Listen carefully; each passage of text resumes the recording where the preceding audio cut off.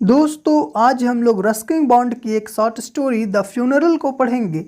इस short story को Ruskin Bond ने अपने बेहद ही famous work Time Stops at Shamli में लिखा था।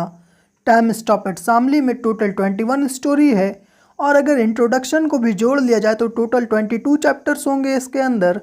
टाइम स्टॉप एट शामली को रस्किन बॉन्ड ने 1989 में पब्लिश करवाया था।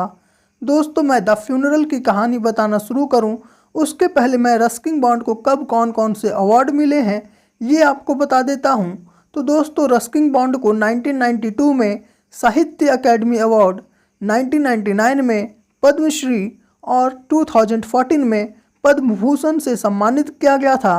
इन सभी के अलावा रस्किन बॉन्ड को उनकी लिखी पहली novel the room of the roof के लिए 1957 में जॉन रे मेमोरियल प्राइज़ भी दिया गया था।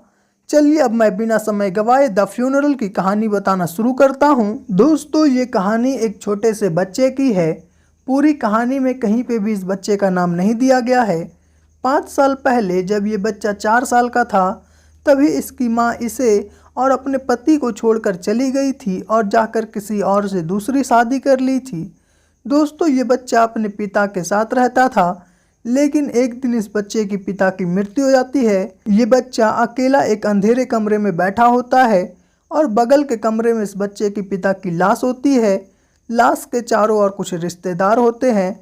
रिश्तेदार आपस में बातचीत कर रहे होते हैं कि वे लोग इस बच्चे को इसके पिता के फ्यूनरल में नहीं ले जा सकते हैं, क्योंकि फ्यूनरल का जो काम करने वाला है पादरी लाल, वो किसी भी बच्चे को फ्यूनरल में नहीं देखना चाहता है। अगर वो किसी भी बच्चे को फ्यूनरल में देख लेता है तो वो भड़क जाता है।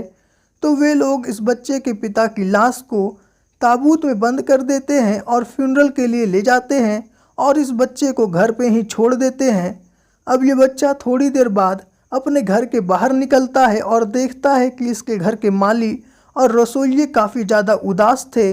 वे लोग उदास इसलिए नहीं थे कि उनके मालिक की मृत्यु हो गई है, पर वे लोग उदास इसलिए थे कि अब उन्हें कोई नया काम ढूंढना पड़ेगा। अब ये बच्चा बिना कुछ किसी को बताए हुए उस कब्रिस्तान के पास चला जाता है जहाँ पर इसके पिता की फ्यूनरल का काम चल रहा होता है। वो कब्रिस्तान के दीवार से छिप कर के सारी चीज़ों को देख रहा होता है। वो देखता है कि पादरी लाल एक प्रेयर को पढ़ता है। उसके बाद इसके पिता के ताबूत को ज़मीन में दफना दिया जाता है। इसके बाद पादरी लाल फिर से एक प्रेयर पढ़ता है। उसके बाद वहाँ से सारे रिश्तेदार लौटने लगते हैं। ये बच्चा अपने पिता के फ्यूनरल के पास जाना चाहता है, लेकिन वह देखता है कि पादरी लाल अभी पे भी वहीं था, तो ये बच्चा निराश वहाँ से लौटने लगता है। इस बच्चे को अभी पे भी उम्मीद था कि इसके पिता एक दिन ज़मीन से ज़रूर बाहर निकलेंगे। दोस्तों ये बच्चा अकेला रोड में चल रहा होता है, तभी इसके पिता की कही इसे एक बात याद आती है। इसके पिता हमेशा इससे कहा करते थे कि जो व्यक्ति मजबूत होता है वो हमेशा अपने लिए अकेला खड़ा होता है। तभी उसको ऐसा लगता है कि इसके पिता इसके साथ चल रहे होते हैं। जब ये बच्चा अपना घर पहुंचता है तो देखता है रिश्तेदार बस केवल यही बात कर रहे होते हैं कि इस बच्चे को कोई अनाथ आश्रम में भेज देना चाहिए। तो ये बच्चा अपने आप को अपने मन में कहता है कि वो इस परिस्थिति से बाहर निकलेगा और यहीं पर ये कहानी ख़त्म हो जाती है।